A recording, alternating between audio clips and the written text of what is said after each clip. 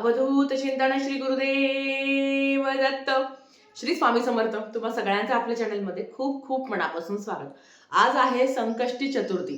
प्रत्येक महिन्यातली वद्य चतुर्थीला आपण संकष्ट चतुर्थी साजरी करत असतो आणि मेन म्हणजे मराठी नवीन वर्ष सुरू होणार आहे, म्हणजे ह्या वर्षाची शेवटची संकष्टी चतुर्थी असणार आहे.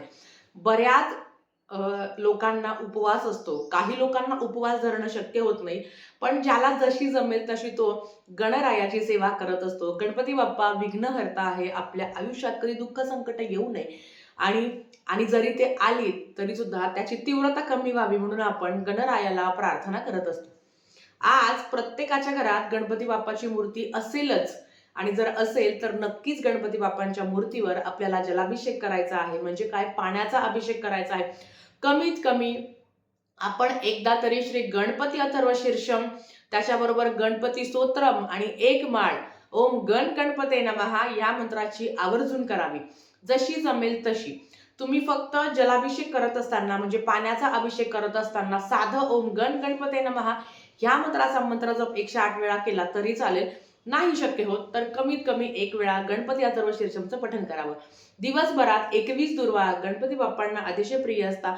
21 दुर्वाची एक जुडी बनवायची आणि ती गणपती बाप्पांच्या चरणांशी अर्पण करायची, पण त्याच्या आधी ती आपल्या उजव्या हातात धरायची आणि 1 वेळा गणपती अथर्व शीर्षमचं पठण करायचं. जेव्हा आपण उजव्या हातात धरतो तेव्हा त्याचा शेंडा आपल्या बाजूने असावा, या पद्धतीने धरायची आणि गणपती अथर्व शीर्षमचं पठण करावं. ज्यांना गणपती अथर्व शीर्षम पठण करता येत नाही त्यांनी गणपती स्तोत्रम 11 वेळा पठण करावं. खरं तर 11 वेळा गणपती अथर्व शीर्षमचं पठण करायचं असतं, पण नाही शक्य होत काही कारणांमुळे, तर त्यांनी 1 वेळा करावं आणि बाकीचं 11 वेळा गणपती स्तोत्रमचं पठण करावं.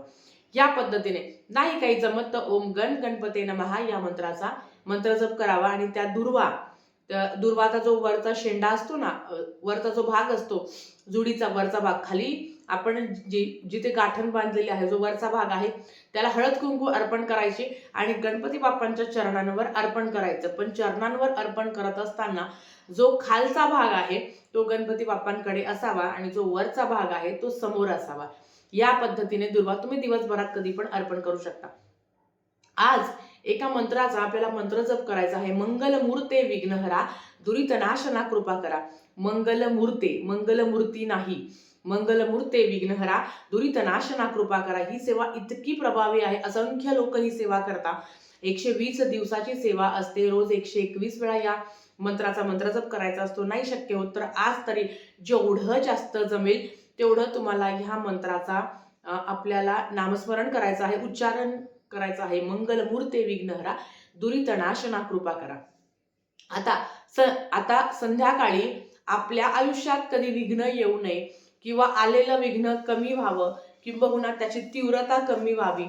आता सगळ्यात आधी आपण जेव्हा अध्यात्म करत असतो, परमेश्वराची उपासना करत असतो, तेव्हा आपली परिस्थिती बदलते. कारण जेव्हा विचार बदलतात तेव्हा परिस्थिती बदलत असते.